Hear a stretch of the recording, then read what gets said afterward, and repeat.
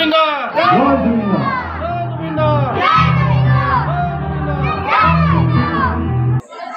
আসলে চেষ্টাহে কৰিছোঁ আমাৰ দক্ষিণ পাটতে আমাৰ এই ক্লাবৰ সদস্যবৃন্দই আমাৰ চেষ্টা কৰিছে যাতে অনুষ্ঠানটো ভালদৰে চলাই যাব পাৰে তাৰ বাবে তাৰ আগতে আমাৰ সকলোখিনিয়ে মিলি বিশেষকৈ অজয়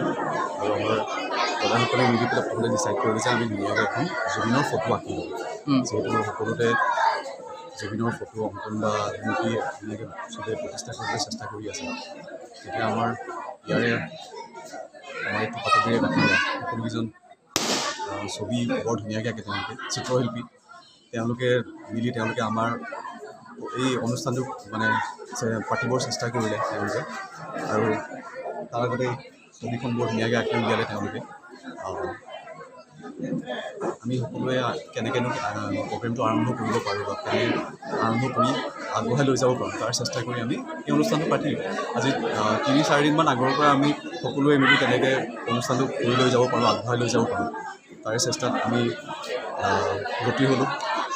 তেওঁলোকে ৩-৪জন আৰ্টিষ্টে মানে চিত্ৰশিল্পী ইমান দিনে ৰাতিয়ে কষ্ট কৰিছে একদম দিনে ৰাতিয়ে কষ্ট কৰি এই ছবিখন ধুনীয়াকৈ অংকন কৰি উলিয়ালে তাকো আমাৰ স্থায়ীভাৱে চাগে আমাৰ ইয়াৰে স্থায়ী বাসিন্দা গোটেইখিনি স্থায়ী আমাৰ পাটবিৰে বাসিন্দা পাটবিৰে ল'ৰা তেওঁলোকৰ চেষ্টাৰ ফলতে ইমান ধুনীয়া ছবি এখন অতি কম দিনৰ ভিতৰত ইমান ধুনীয়াকৈ আঁকি উলিয়ালে তাৰে চেষ্টা কৰিলে তেওঁলোকে আৰু সেইমতে আমাৰ বাকী অনুষ্ঠানবিলাকো আগবঢ়াই লৈ গৈ আছে তেওঁলোকে তো আমি চেষ্টা কৰিছোঁ যাতে তেওঁক জুবিন গাৰ্গক বিশেষকৈ কিছু হ'লেও আমি আমাৰ ফালৰ পৰা সন্মান যাচিব চেষ্টা কৰিছোঁ যাতে তেওঁক আমাৰ মাজত আমাৰ ৰাইজৰ কৃপাতলী বুলিয়ে নহয় আমাৰ সকলো অঞ্চলৰ ৰাইজক যাতে আমাৰ এই হিয়াৰ আমঠুগৰাকীক